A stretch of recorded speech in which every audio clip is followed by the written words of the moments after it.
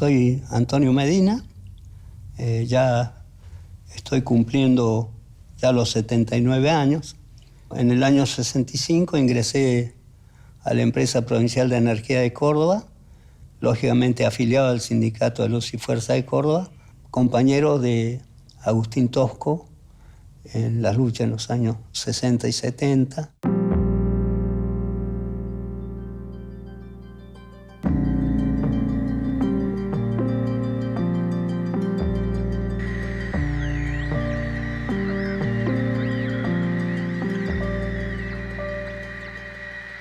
Nací en Villa de María, departamento de Río Seco, bien al norte de Córdoba, casi en el límite, soy casi santiagueño. Curiosamente, en la misma cuadra, nací en la misma cuadra donde vivió Lugones, pero en la otra punta. Claro, era hijo de campesinos, mis viejos eran campesinos pobres. Tenían la tierra, pero no tenían aperos de labranza, algunas pocas vaquitas y algunas cabras.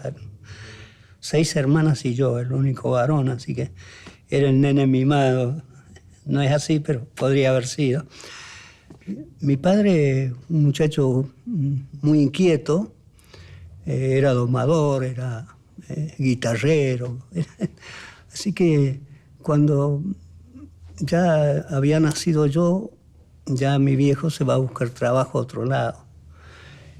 Y entra a trabajar en el ferrocarril, en una estación cercana ahí a donde teníamos el campo, en Gutenberg.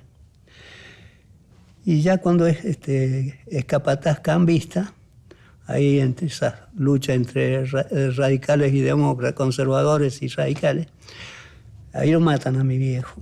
Lo aprietan entre 2 vagones y lo arrastran unos 100 metros de la estación. Y entonces, ante esa situación, nosotros, con mi vieja, nos vamos a la ciudad de Córdoba.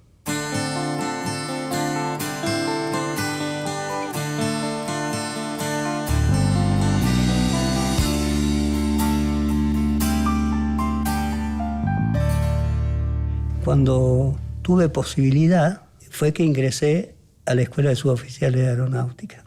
Pero era esa ansia de volar, no era otra cosa, era eso. Sentir la sensación de la libertad en absoluto. Es decir, yo pensaba que estando arriba estaba libre de todo. Y bueno, eso me acompañó, es una sensación que me acompañó toda la vida. Siempre quise ser libre.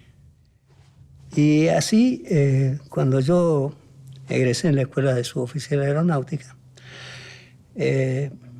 me mandan a la 5ª Brigada Aérea en Villarreino, en San Luis, que era la base 1 de bombardeo. Y en el año 55 se va a producir el primer golpe, el primer intento de golpe de Estado que se frustra, ¿no? Que es parado.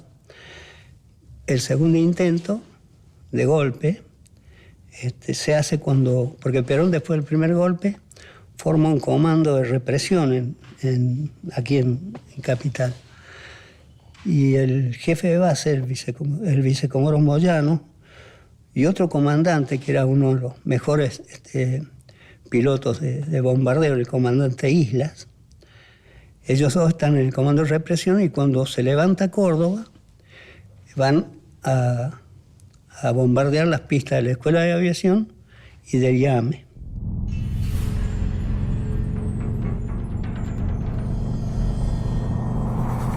Un grupo que respondía a los golpistas, aliados con un sector de la artillería de montaña de Mendoza. Rodean la base y los suboficiales, en su mayoría, nos negamos a participar del golpe.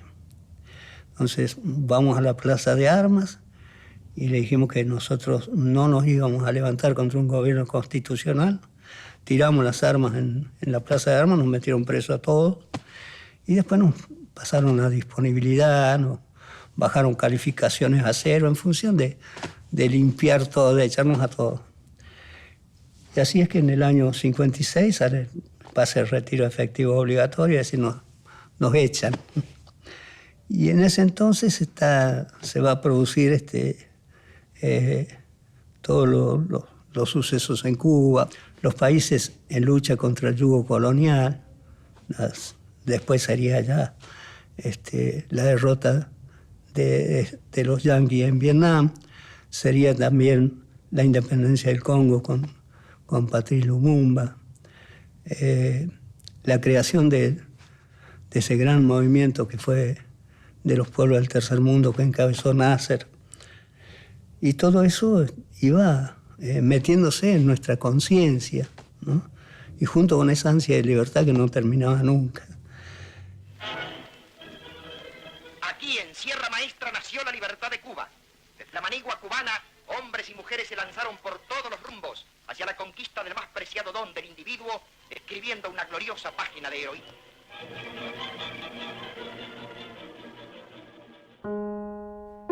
Y bueno, y se dio la posibilidad de poder ingresar a la empresa provincial de energía en el año 65. Y ahí fue realmente operó un cambio muy importante en mi vida.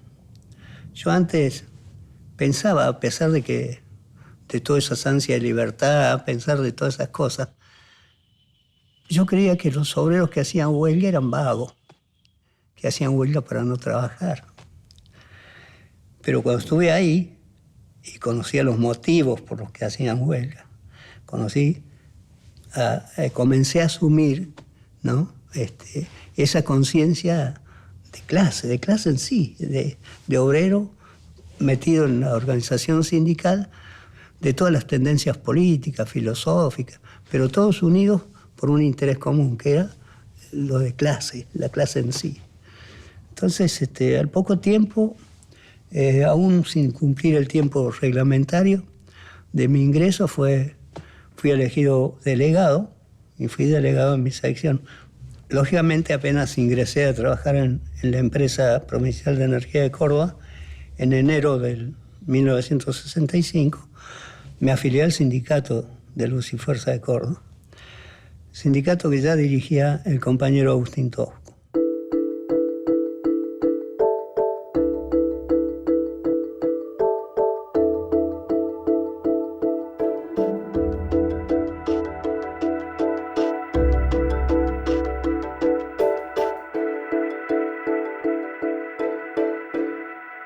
Él se preparó para ser un dirigente sindical.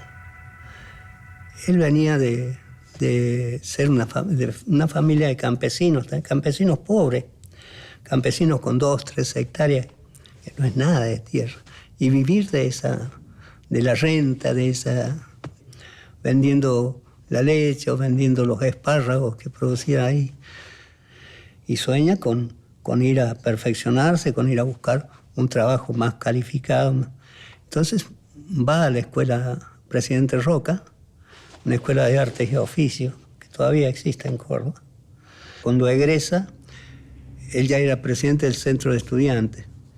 Le toca decir el discurso de egresado y él se niega a recibir el diploma, cuestiona el régimen represivo que había en la escuela y son sus primeras experiencias de masa, digamos. Y a partir de ahí él sigue asumiendo posiciones.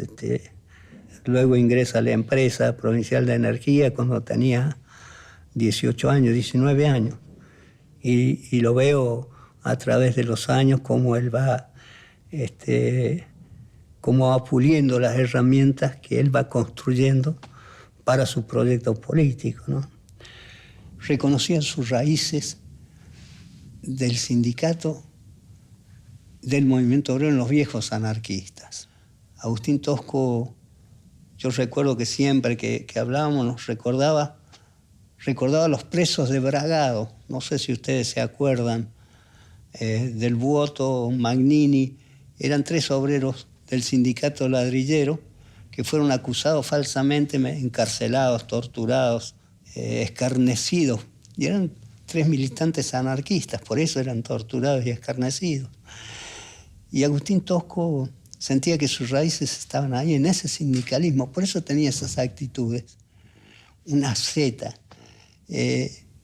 jamás tocar un centavo de lo que era el sindicato, de lo que era patrimonio de los compañeros, ser leal hasta morirse a sus compañeros, a sus ideas. Es decir, todo eso lo mamamos desde esos ejemplos de esos anarquistas. Es necesario recordar.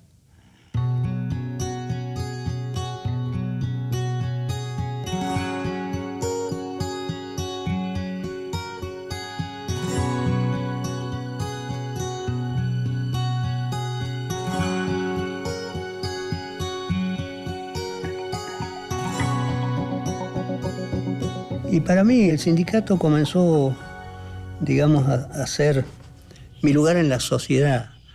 Pasó a ser mi lugar en el mundo. Y a partir del sindicato todo, a realizar los sueños, a aprender desde esa organización sindical que se podía proyectar también con un sindicalismo nuevo que incluso Tosco y los compañeros lo intuyen, lo elaboran y lo llevan a la práctica, que era el sindicalismo de liberación, ¿no? Y muchas veces nos decían reformistas porque nosotros planteamos que había que dar pasos y afirmar esos pasos para avanzar a dar el otro, y que de nada valía plantearse, qué sé yo, un cambio social en la estratosfera y no hacer nada en la tierra para que llegara a ese cambio, ¿no? Es decir, la construcción de las cosas concretas, ¿no?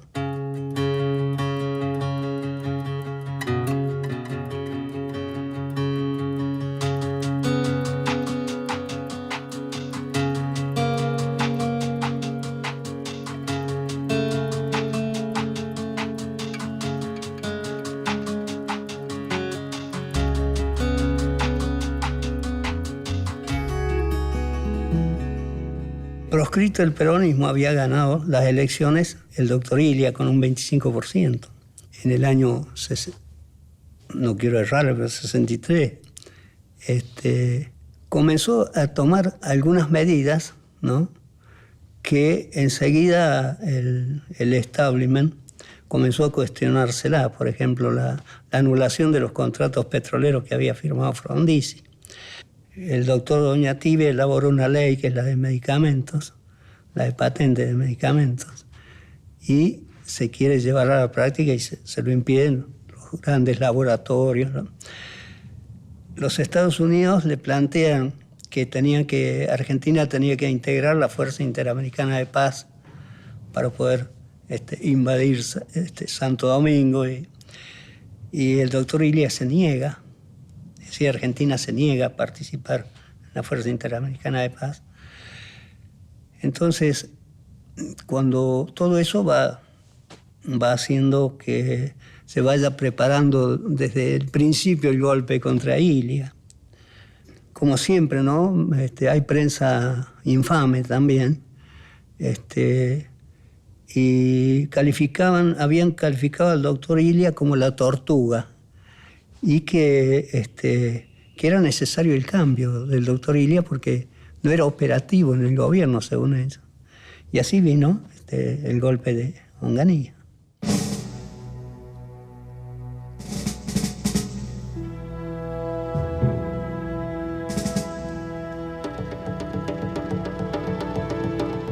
Asume Onganía con el golpe de Estado en el año 66.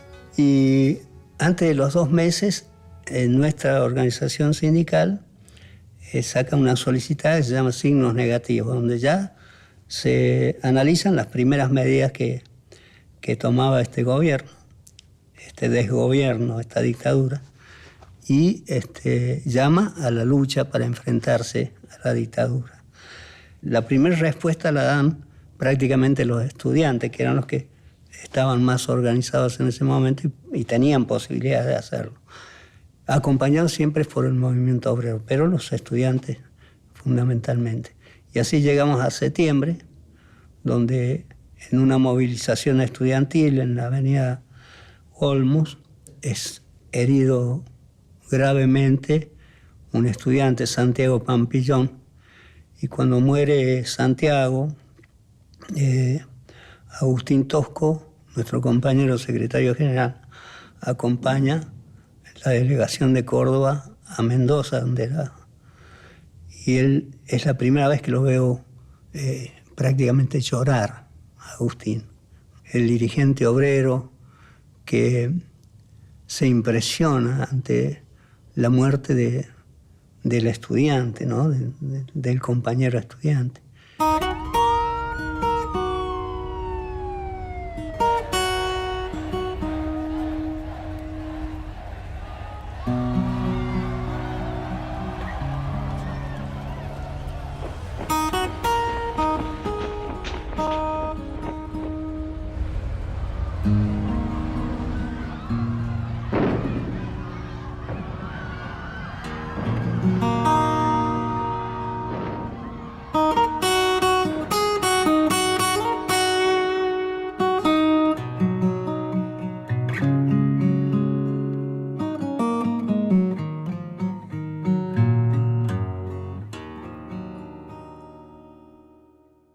Presionaban a las empresas del Estado para que tomaran créditos, ¿no? Como a YPF, como a EPEC, incluso ahí la Empresa Provincial de Energía de Córdoba, un préstamo del Banco Interamericano de Desarrollo, cuya última cuota era superior a todo el préstamo.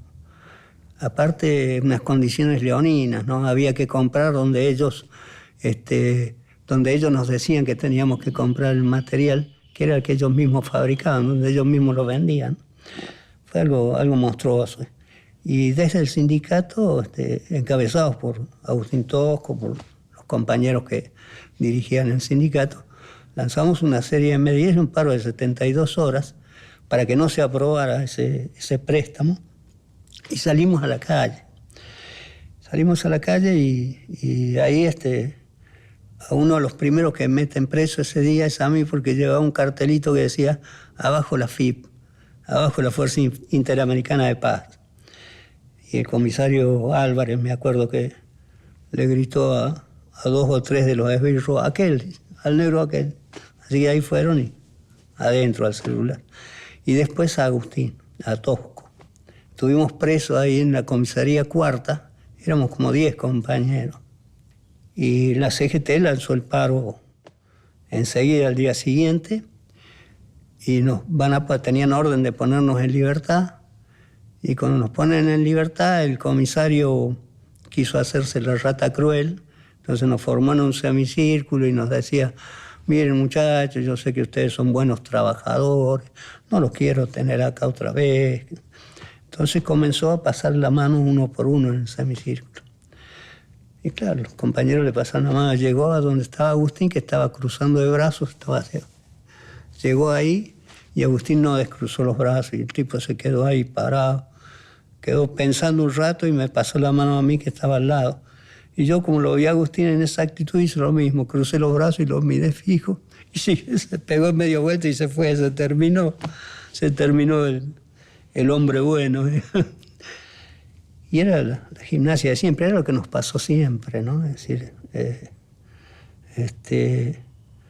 siempre la represión sobre nosotros, aun cuando saliéramos a defender el interés y los derechos de todo el pueblo a tener una empresa de energía, pertenece a todo el pueblo de Córdoba. Y salíamos a defender, como trabajadores salíamos a defender ese derecho, ¿no? De que siguiera siendo libre, estatal, que siguiera perteneciendo al pueblo de Córdoba. Y eso nos costó mucho tiempo, pero nuestra lucha se fortalecía, porque se fortalecía nuestra conciencia.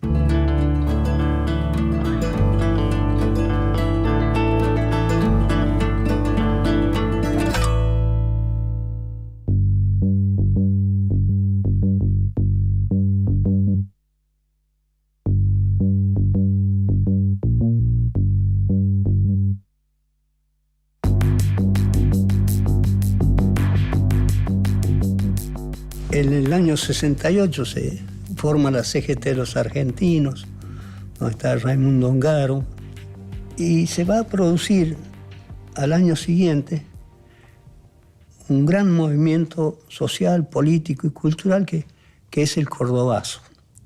Es un momento en un proceso de asunción de la conciencia de la clase obrera y del pueblo. Es impensable que fuera como lo planteaba Lanusse en su libro, diciendo que fue un hecho espontáneo, como si 50.000 cordobeses se pusieran de acuerdo en una noche en decir, bueno, mañana nos vamos todos a la calle, mañana estamos todos en la calle. Eso es una mentira. Incluso no tuvo nada de espontaneidad porque ya veníamos luchando continuamente contra la dictadura onganía y cada vez la represión era mayor.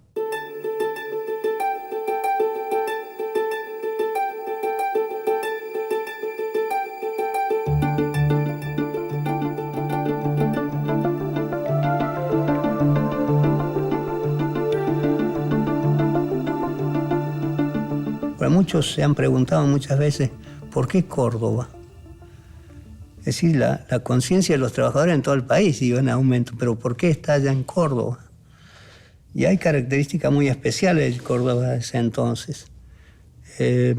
La Córdoba que comienza a industrializarse rápidamente, y hay un momento de renovación muy importante de la clase obrera.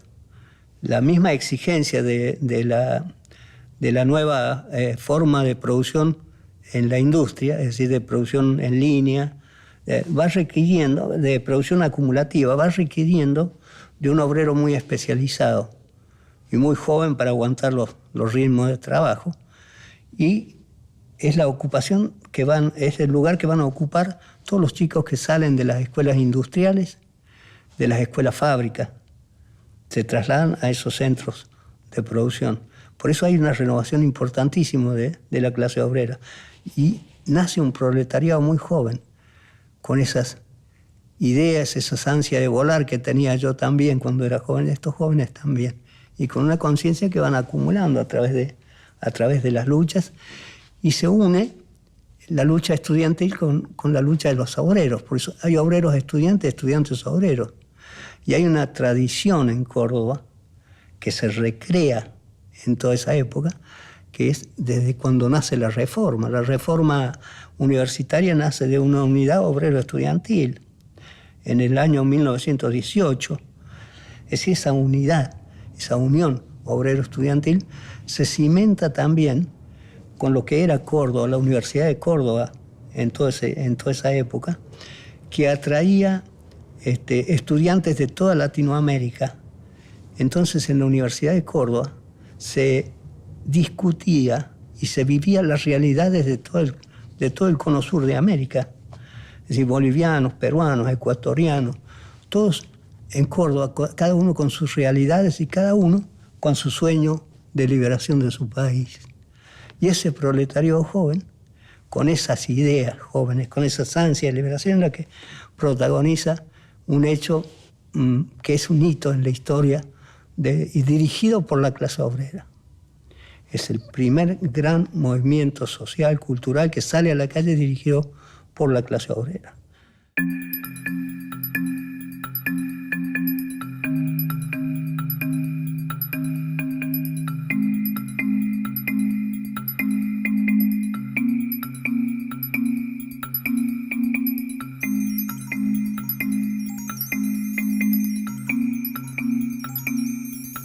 Hay una reunión de la CGT y es Agustín Tosco el que hace el planteo del paro activo del 29 y 30 de mayo.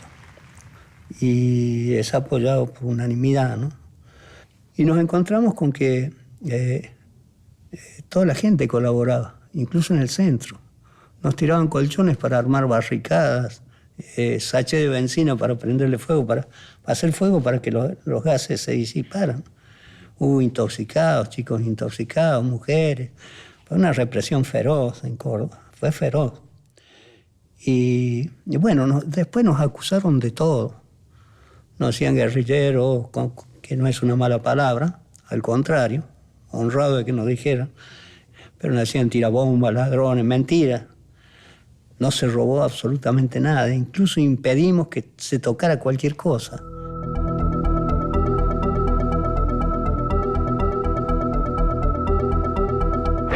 Un pelotón de la compañía de gases de la policía de Córdoba está procediendo a la represión de un grupo de manifestantes apostados en una de las esquinas Rivadavia y Catamarca. Observamos a un policía que tira con una pistola 45.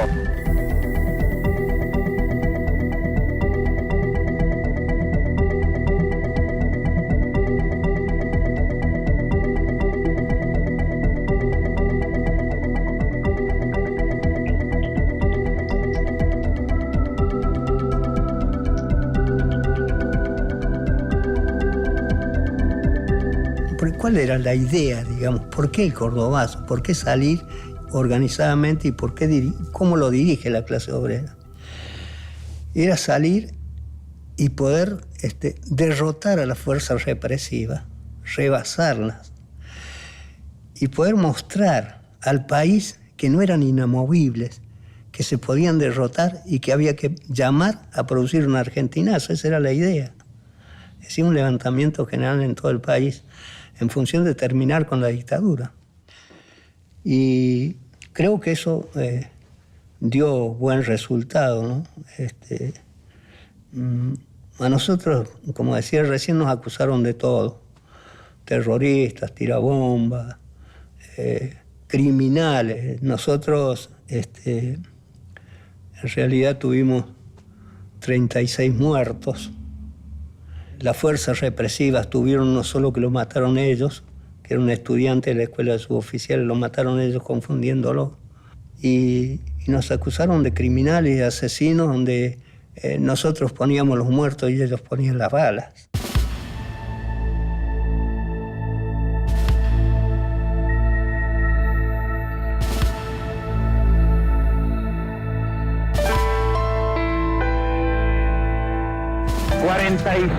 Jeep, 15 camiones, 2 ómnibus y 3 automóviles particulares.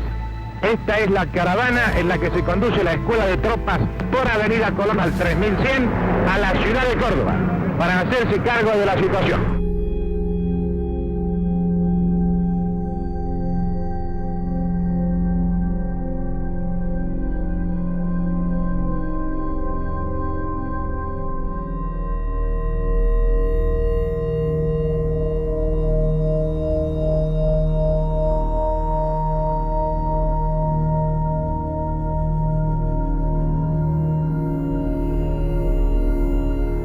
Logramos derrotar esa dictadura y, claro, cuando vieron que Onganía no era garantía porque producía cordobazos, trajeron uno que estaba en la embajada norteamericana, que hubo que darle un rápido curso de castellano para que aprendiera a hablar de vuelta, que era el general Levingston. Y Levingston tampoco podía parar, pues se le hizo el segundo cordobazo. Y después lo pusieron a Lanusse, al hombre que podía negociar una salida elegante, según ellos.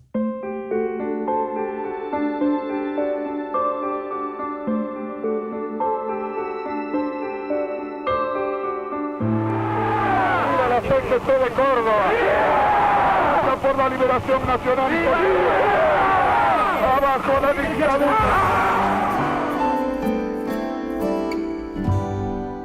Agustín Tosco tenía una visión clara de lo que era la sociedad en la Argentina y lo que era fundamentalmente el movimiento obrero, ¿no?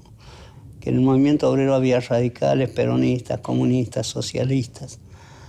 Él se define mucho después socialista, pero él desde su juventud comienza a sentir simpatías por el peronismo, más que nada por las medidas que tomaba el peronismo que favorecían al movimiento obrero. Entre ellos las vacaciones pagas, la jubilación y otras conquistas del movimiento obrero que se incorporaban por ley. Y él tenía una relación muy estrecha con todos los trabajadores. Siempre el enemigo trató de enfrentarlo a los compañeros peronistas, con los que él mantenía una relación muy estrecha, muy desde todo punto de vista, ¿no?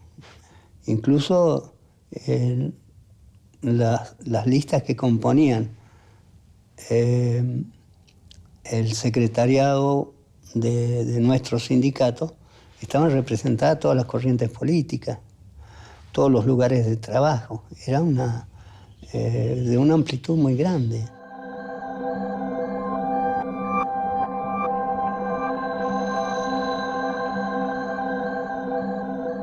No sé si interpretamos correctamente sus palabras. Usted en un momento de la conferencia de prensa dijo que si se efectuara la unión del pueblo argentino, no importaría quién la convocara. No importa quién lo haga, sino el programa que tenga y que sea auténticamente representativo de lo que quiere el pueblo. Lo cual, si no lo interpreto mal, quiere decir que usted en determinadas circunstancias actuaría en política en los próximos meses. Si fuera posible materializar esta aspiración y si se requiriera de mí desde las bases que aportar en ese sentido, indudablemente que lo haría.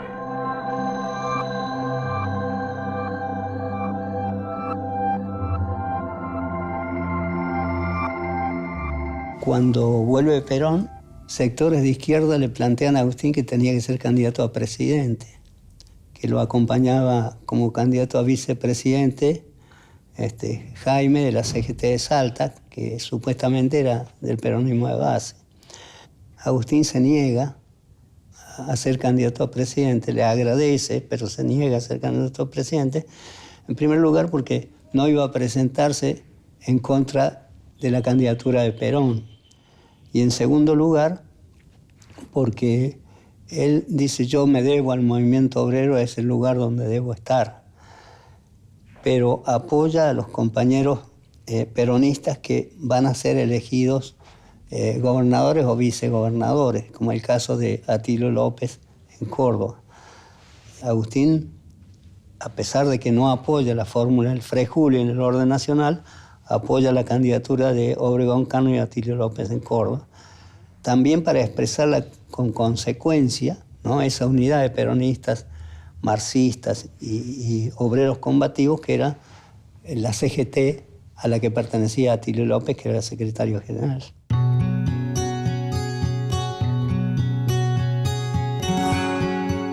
Entendemos que fundamentalmente el compañero Atilio López debe expresar las reivindicaciones, las luchas consecuentes de la CGT más combativa de la República Argentina, o sea, la CGT de Córdoba.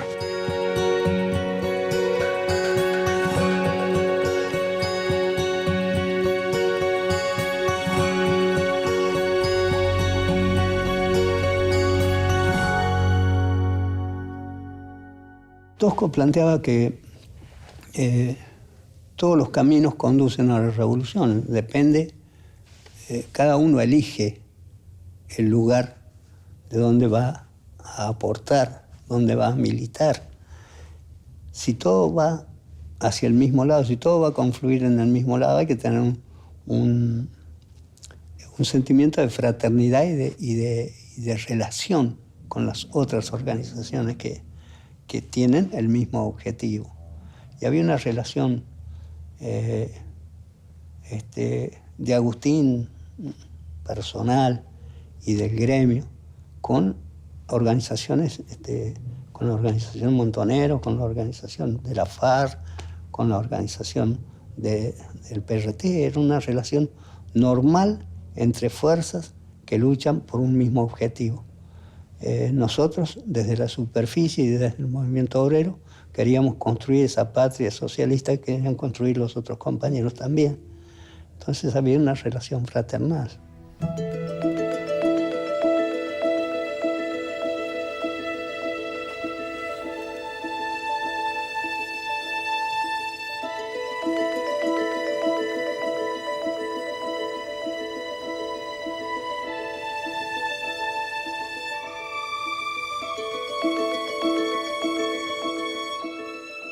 Esa actitud de Tosco consecuente con su lucha, con esa democracia, viendo esa democracia sindical y aplicándola en la realidad. Tosco fue elegido varias veces secretario general del sindicato.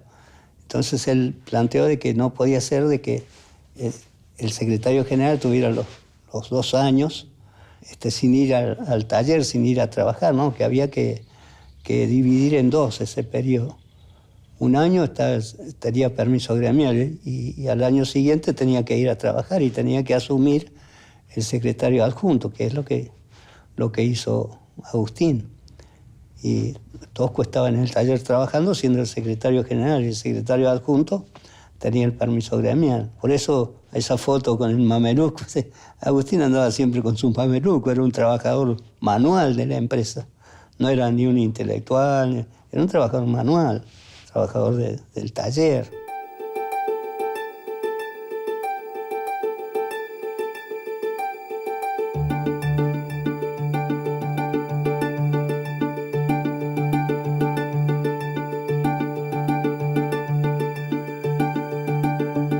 Éramos compañeros de lucha, éramos compañeros de la organización sindical, pero hay entre los luchadores a veces una cuestión afectiva muy profunda que se da por cosas simples, por cosas muy sencillas, ¿no? Yo recuerdo una noche, estaba después de una asamblea, Tosco siempre se quedaba a elaborar el informe y trabajando hasta las 3, 4 de la mañana. Y no había computadora, era la máquina de escribir y el tecleo, el tableteo de la máquina de escribir, terrible. Uno sabía que estaba escribiendo y Tosco le pegaba fuerte a la máquina de escribir. Y estábamos con Carlos Masni y como a las 2 de la mañana me dice Carlito, negro, quédate vos porque yo me voy. Agustín vivía en el 4º piso, arriba. Ahí estaba la oficina. Y me quedé yo, se fueron todos, me quedé yo. Hacía frío. Recuerdo que sentía el tableteo de la máquina de escribir de Agustín en una oficinita ahí. Y yo sentado en la puerta, al lado de la puerta, sentado al lado de la puerta de entrada. Y por ahí ya medio me bajó un poco de ganas de estirar los pies y puse otra silla y estiré los pies. Y estaba así medio adormeciéndome cuando algo me llamó la atención. Y era, había cesado el tableteo de la máquina de escribir. Entonces me asomé y vi que Agustín se había caído para atrás, estaba en la cama, dormido. Y hacía frío, así que tomé una frazada y lo tapé. Y me fui y me quedé ahí al lado de la puerta y ya puse otra silla, porque ya 2 era incómodo, puse 3 sillas y estiré el cuerpo ahí arriba y me quedé dormido. Y me desperté cuando sentí de vuelta el tableteo de la máquina de escribir y cuando me voy a bajar así, estaba tapado yo con la frazada. Es decir, esos sentidos de humanos, ¿no? Terriblemente humanos, que es lo que une a quienes luchan a veces en condiciones muy duras, muy difíciles.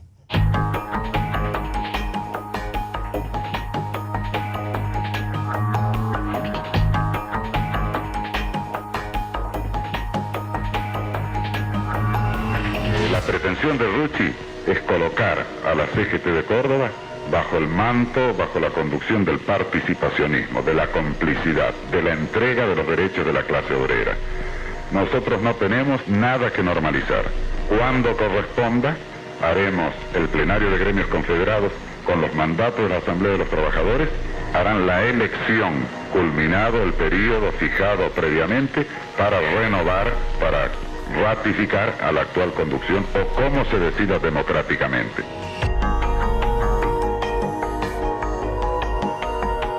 ¿Cómo se va a defender Córdoba en caso de intentos de intervención?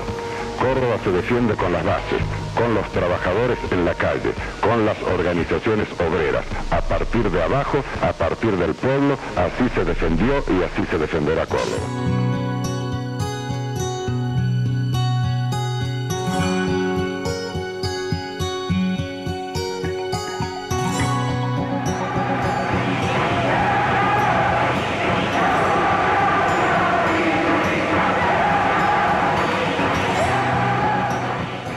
En el debate Rucci-Tosco se plantean un sinnúmero de cosas, ¿no? Todas encaminadas pero fundamentalmente el centro. El centro está en la cuestión de la democracia sindical. Planteaba romper con el verticalismo, ¿no? Que imponían que pretendían imponer desde la CGT. Es decir, que le quitaba protagonismo a las bases sindicales, que todo lo que había que hacer, que eso lo plantea Rucci en el debate, lo resolvía la CGT Central y ordenaba hacia abajo, y abajo había que cumplir. Entonces, muy por el contrario, lo que planteaba Agustín era que desde abajo hacia arriba era la expresión realmente democrática del movimiento obrero, y no de arriba hacia abajo como lo planteaba Rucci, ¿no? Unas diferencias enormes en cuanto a la concepción de partido. Incluso Rucci sostenía que la CGT tenía que ser peronista, porque la mayoría de los trabajadores eran peronistas.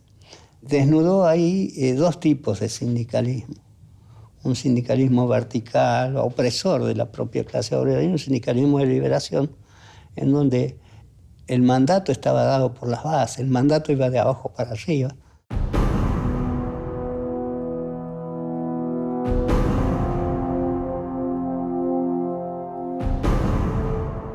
López Rega, un ex cabo de la Federal, venido luego como secretario del general Perón y luego como ministro de Bienestar Social del gobierno constitucional de Isabel Perón, fue uno de los que instrumentó esa represión marginal, infame, que fueron las 3A, junto con Berger, junto con tantos asesinos, ¿no? Y cómo veíamos venirse la noche, cómo veíamos que se deterioraba el gobierno constitucional y que rápidamente los generales ya se iban midiendo la casaca de presidente.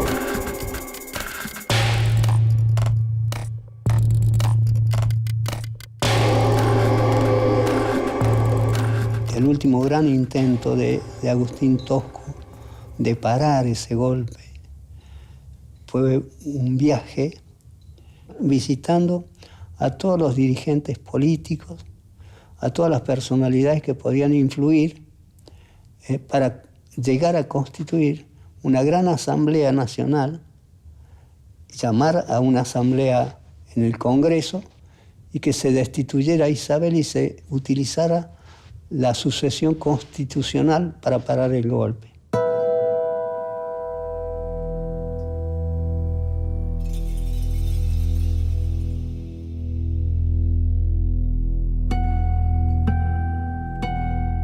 Para organizar ese viaje de Agustín Tosco en plena clandestinidad, desde Córdoba aquí a Capital Federal, buscado por todo el país, con captura recomendada y con amenazas de ser fusilado donde se lo encuentre, tuvimos que organizar un viaje con otras organizaciones hermanas, con los señaleros, con los ferroviarios, con la fraternidad, con los mozos del tren.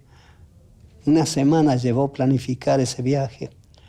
Logramos organizar ese viaje de tal manera que a Agustín lo llevaron desde el lugar de clandestinidad hasta la estación del ferrocarril en Córdoba, y ahí lo recibí yo y caminamos hasta el tren, hasta el andén, donde nos juntamos con Tomás Di Tofino, con Felipe Alberti, con Alberto Cafarati,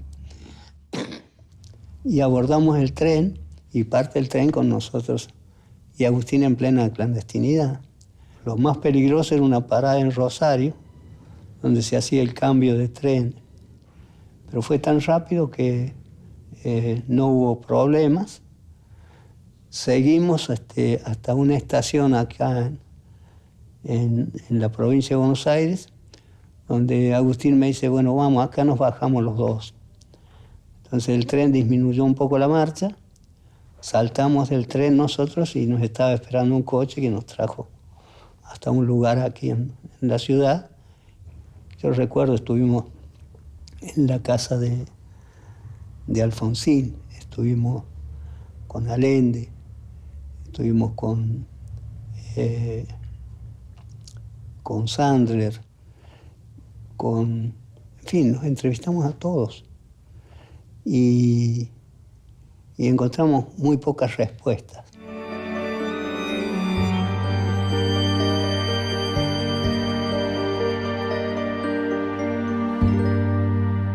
Agustín Tosco muere por la persecución política a la que era sometido por la situación de clandestinidad en la que se encontraba y porque no pudimos de ninguna manera poder parar esa enfermedad que en un tiempo normal y sin la represión podríamos haberlo hecho. Muere acá en la capital y lo trasladamos a Córdoba, teniendo presente lo que habíamos vivido un tiempito antes, que fue la muerte el asesinato de Osatinsky, un compañero dirigente de la FARC, que cuando llevaban su cuerpo a Tucumán, los servicios lo interceptaron a los compañeros y secuestraron el cadáver y no se sabe dónde está. Sin duda, con Agustín casi seguro que iba a pasar lo mismo y nosotros quisimos preservarlo para las generaciones que venían. Y logramos llevarlo en forma clandestina hasta Córdoba y después fue la movilización más grande que ha habido en Córdoba, acompañando los restos de Agustín Tosco al cementerio, sobrevolando las columnas, helicópteros artillados, amenazando permanentemente. Todo el recorrido, la represión estaba sobre los techos, mostrando los fusiles en la bocacalle. Y la gente no se amilanó, la gente siguió hasta el cementerio acompañándolo. Y ahí comenzó una balacera impresionante para tratar de espantar a todo el mundo. Y en medio de los balazos rompimos un panteón, metimos ahí el féretro donde estaba Agustín, pero llegó Felipe Alberti y dijo, no, compañero, nos vamos a llevar en medio de las balas, lo llevamos igual al lugar donde tenemos que llevarlo, y lo llevamos al nicho donde habíamos planeado que tenía que estar, y estuvo ahí durante 10 años.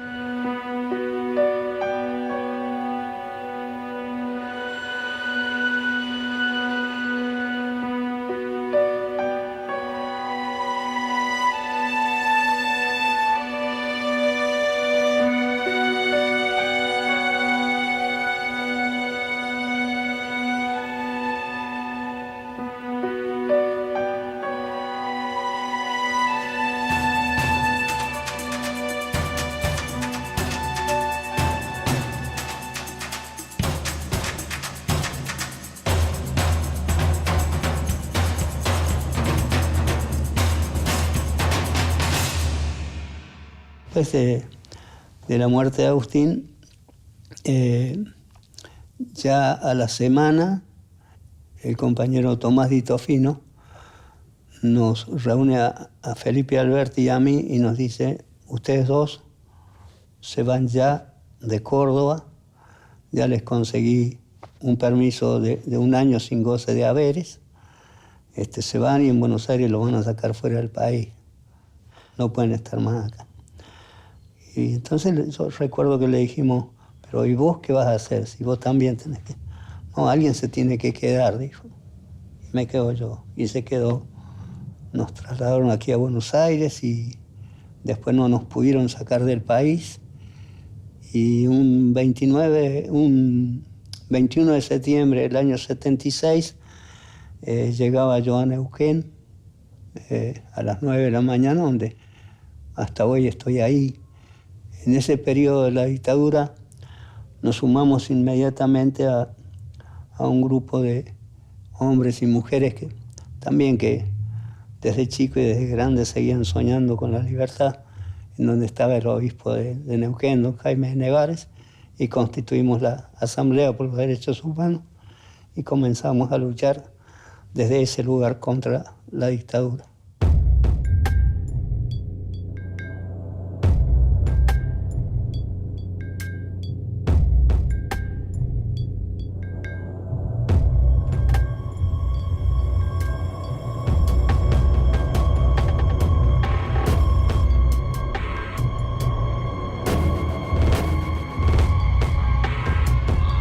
Luz y Fuerza pagó un altísimo precio por la dictadura, ¿no? Tuvimos el secuestro de Hernán Vives, después desapareció Caffarati, después desapareció Brizuela, y después pagó con la cárcel y con la vida el compañero Tomasito Fino, el que asumió la responsabilidad de todo el gremio, ¿no? Y fue secuestrado, llevado a la Perla, fusilado por el general Menéndez. Y tiene todavía Luz y Fuerza una alta cantidad de más de 90 compañeros que no fueron jamás reincorporados, que siguen con la pérdida de ese derecho, ¿no? La dictadura nos impuso derrotas enormes, derrotas. Nos causó daños tremendos. Daños en el plano de los afectos, daños. Pero un daño que todavía no recuperamos, que es el daño cultural que nos infligió. Nosotros veníamos de una cultura de la liberación y nos metió a través del por algo será de una cultura de la complicidad. Porque un hombre en la prisión puede ser doblegado, puede ser quebrado en su espíritu con 30 días de calabozo. Pero si uno lleva bien adentro la convicción de la lucha obrera y popular, cuando se encuentra en la cárcel, siente el orgullo de mantener su dignidad, porque esa es la dignidad de los compañeros que están afuera. Agustín Tosco era un hombre, como dije al principio, se preparó para ocupar un lugar en la historia. Era un educador natural. Él se sentía que cuando él hablaba representaba a todos los compañeros. Por eso nos es muy difícil hoy en día, y lo hemos intentado, hablar sobre algún compañero en particular. Lo intentamos con Felipe Alberti, con Tomasito Fino, separarlo de ese colectivo, ¿no? Y hablar de él aparte. Es imposible. Era todo lo mismo, era todo igual. Era síntesis del pensamiento de todos. Eso era Agustín Tosco. Y sus palabras nos involucraban a todos. Y era lo que cualquiera de nosotros podía decir públicamente, ¿no?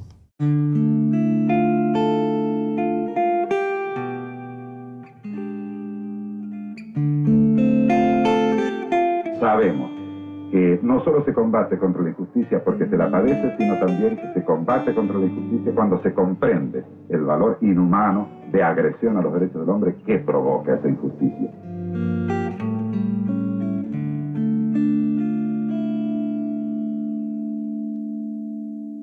Hay que ir sumando todos los logros y hay que profundizar esos logros. Y esa va a ser la sociedad nueva. América ha despertado y no hay que dejar que se muera.